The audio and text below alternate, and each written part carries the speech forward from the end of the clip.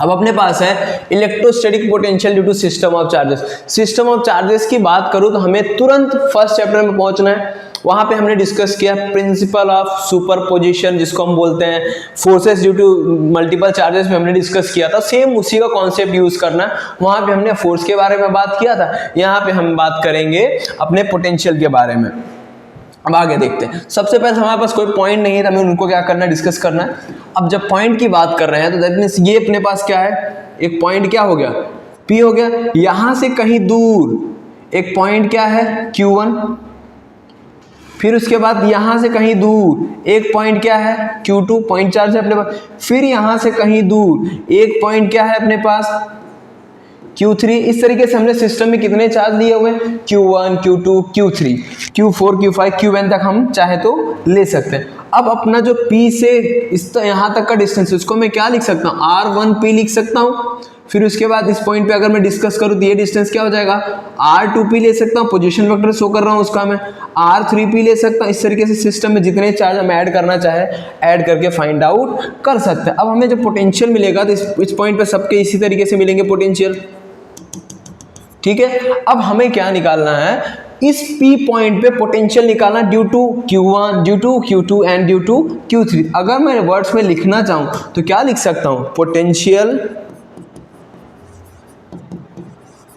Eight point P due to Q1। तो क्या है फॉर्मूला अपने पास, V equals to V1 equals to क्या है, K Q1 अपॉन R1P का होल स्क्वायर इंटू R1P का क्या डायरेक्शन शो कर रहे हैं।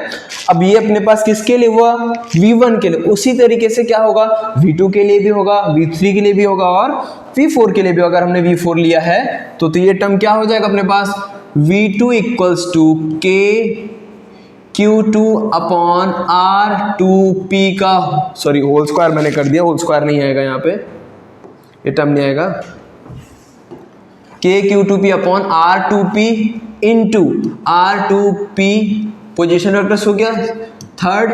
तो क्या होगा, KQ3 upon R3P into R3P cap. ये मिल गया अपने पास, तीनों सिस्टम के थ्रू जो भी चार्ज होगा, जो भी पोटेंशियल होगा हमें मिल गया। अब हमें इसी का यूज करना है, दैट मीन्स टोटल पोटेंशियल किस पॉइंट पे आएगा, P पे। सो नेट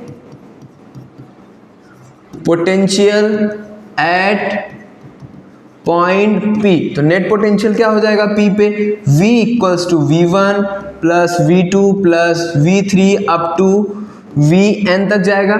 अब Vn तक जब जाएगा तो हमें इसको सिंपल क्या करना, फाइंड आउट करके बता देना। सो V1 कितना है अपने पास, KQ1 upon R1P into R1P cap plus KQ2 upon R2P into R2P cap. इसी तरीके से कहाँ तक जाएगा, N तक जाएगा। सो ये N तक जाएगा तो क्या हो जाएगा, KQN upon RNP into RNP cap. ये टर्म्स अपने पास हो जाएंगे।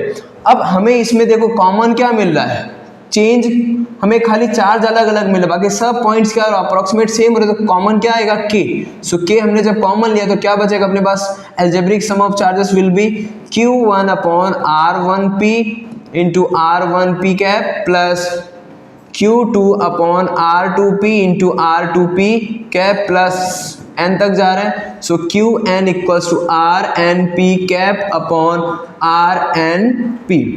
ये अपने पास सिस्टम में चार्जेस हो गए। अब इसको अगर हम आगे सॉर्ट आउट करेंगे तो अपने पास क्या मिल जाएगा, V equals to K summation of अपने को करना है Qn अपॉन RNP, जहाँ पे I इक्वल्स टू क्या हो जाएगा 1 2 3 4 एंड 5।